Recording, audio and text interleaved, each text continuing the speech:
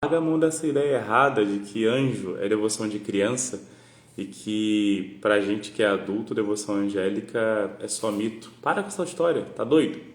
Vamos lá. Caso você não me conheça, eu sou Pedro Paulo, consagrado à história vivo e teólogo.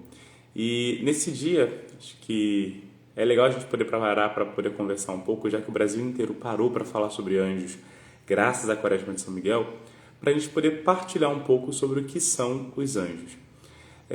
Com o advento da Quaresma e a popularização dela, também surgiram padres, infelizmente, dizendo que anjos são devoções infantis, ou que anjos não existem, que demônios não existem, que demônios seriam, na verdade, a mente humana. E tudo isso é muito errado, tá certo? Vamos ficar com aquilo que a igreja realmente ensina. Eu vou começar dando a precisão dogmática, porque eu acho que isso pode ajudar a gente.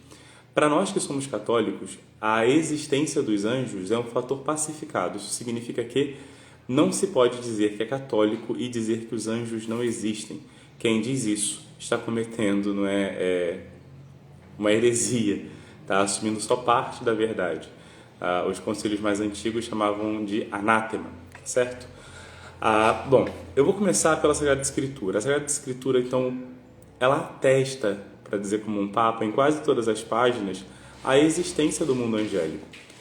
Nada é mais claro e mais definitivo no corpo bíblico que a certeza na existência dos anjos. O povo de Israel estava convencido disso, até pela experiência que esse povo fez da ação angélica na vida deles. Além disso, Jesus Cristo mesmo, Filho de Deus, atesta a existência dos anjos em diversas passagens, em diversos momentos em que ele fala que os anjos dos pequeninos, por exemplo, adoram a face do Pai que está nos céus. A gente poderia considerar também a experiência dos apóstolos, Pedro, que é liberto da cadeia por um anjo que lhe toca e diz assim: levanta e toma a tua roupa e vamos sair daqui. Então, no mundo bíblico, a existência dos anjos é clara e plenamente atestada. Já no tempo da Igreja, a gente vai ter a primeira definição dogmática acerca da existência do mundo angélico no Concílio de Nicéia, lá em 325, quando o credo niceno diz, cremos em um só Deus, Pai, Criador de todas as coisas visíveis e invisíveis. Alguns anos depois, essa mesma formulação vai ser retomada no Concílio de Constantinopla, que é a versão que nós rezamos até hoje na missa, Creio em um só Deus, Pai Todo-Poderoso, Criador do céu e da terra e de todas as coisas visíveis e invisíveis. Depois isso vai ser reafirmado no Concílio de Florença, no século XV, depois reafirmado no Concílio de Trento, no século XVI, depois reafirmado no Concílio Vaticano I e também no Vaticano II. A liturgia da Igreja sempre testemunhou a presença dos anjos, o culto aos anjos. E a gente precisa lembrar que, para a fé católica, lex orandi é lex credendi, ou seja, a lei da oração, aquilo que a gente reza, é aquilo que a gente crê, não é? Então, se nós rezamos, que com todos os anjos nós cantamos o Santo, Santo, Santo, é porque nós cremos na existência dos anjos.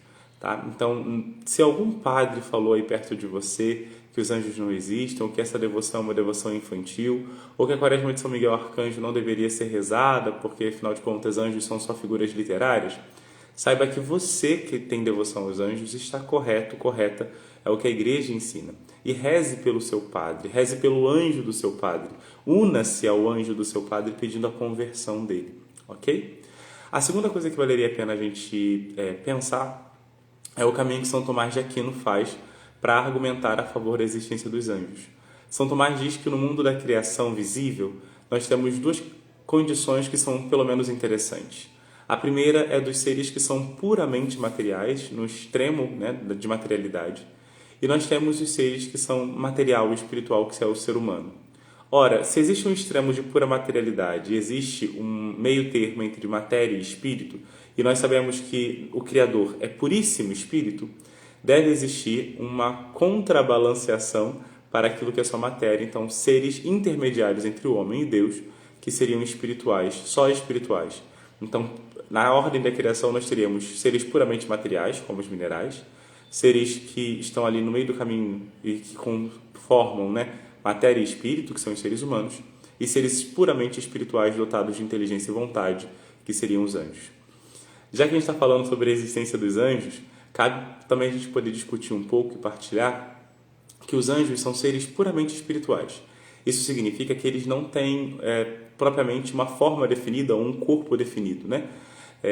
A aparição dos anjos na Bíblia, às vezes como diversas rodas cheias de olhos ou com asas cobrindo o rosto e os pés, são sinais para que a gente entenda a transcendência, ou seja, como esses seres espirituais estão acima de nós. Por vezes, esses anjos podem se materializar para se comunicar conosco, como foi o caso, por exemplo, com a Virgem Maria. O anjo Gabriel lhe aparece numa figura humana. Como é o caso, por exemplo, em tantas intervenções. Poderia citar aqui São José Maria Escrivá, por exemplo, que sendo ameaçado lá no meio da Revolução Espanhola, o anjo lhe aparece e o protege na forma de um homem que São José não conhecia. E aí São José Maria só se dá conta que é o anjo quando, já livre do perigo, o homem lhe diz: vamos burrinho, saia daqui. Por quê? Isso era uma expressão que São José Maria Escrivá usava na sua oração pessoal e só o diretor espiritual dele sabia disso. Então São José entendeu que foi o anjo que lhe protegeu. Eu mesmo tenho experiências muito fortes com o anjo da guarda, de às vezes estar perdido e falar com o meu anjo, por exemplo, eu preciso de ajuda, e do nada aparecer uma pessoa que me orienta o caminho, literalmente do nada. Ela não estava em nenhum lugar e apareceu, e aí me orientou o que eu precisava fazer para sair de determinado lugar, e aí eu olho para a direção que me apontou e quando eu olho de volta a pessoa não está mais ali. Uma outra pessoa que tem também experiências bem próprias com o anjo da guarda é a Emir Nogueira, cofundadora da comunidade Shalom, cujo livro eu quero deixar aqui indicado para vocês, Anjos Companheiros do Dia a Dia. Os anjos são seres puramente espirituais, então eles não têm corpo. As imagens que nós fazemos dos anjos com o corpo humano é para que nós possamos ter um objeto no qual fixar o nosso olhar e ajudar a nossa oração, e para que nós possamos nos sentir mais próximos deles. Mas devemos nos relacionar com os anjos sabendo disso. Eles transcendem a nossa materialidade. Eles não são masculinos e femininos, eles não são humanos, eles nunca foram humanos. Então, a alma humana nunca vira anjo e um anjo nunca virou humano. E são dotados de uma inteligência incrível, de uma vontade incrível. Como nós, são dotados de liberdade. Cada anjo tem a liberdade de escolher e essa liberdade foi posta à prova na sua criação. Aqueles que escolheram servir e amar a Deus são os anjos bons que nós veneramos, e aqueles que escolheram não amar a Deus são os demônios que tanto nos atormentam. Cada um de nós tem um anjo particular, desde da sua concepção. Os teólogos não definiram, não fecharam isso, a igreja não tem um pronunciamento, até onde eu conheço, definitivo acerca disso, mas se você quiser a minha opinião, para mim é muito óbvio, dado quase como uma verdade teológica, que o anjo da guarda acompanha o trajeto inteiro da vida de um ser humano e que, portanto, ele nos acompanha da nossa concepção até a morte natural. E então, desde o momento da fecundação, quando o óvulo encontra o espermatozoide, ali o nosso anjo já está cuidando de nós, né? Já está rezando por nós. A função do anjo da guarda não é só nos proteger ou só nos orientar quando estamos perdidos, como no meu caso, mas, acima de tudo, garantir a nossa santidade, a nossa salvação. Eu espero que esse vídeo tenha te sido útil e é um prazer te ter aqui nessa rede social. Então, se você quiser mais conteúdos de espiritualidade, catequese, não deixe de me seguir, porque a gente vai crescendo juntos na fé. Que Deus te abençoe e teu anjo da guarda interceda por ti.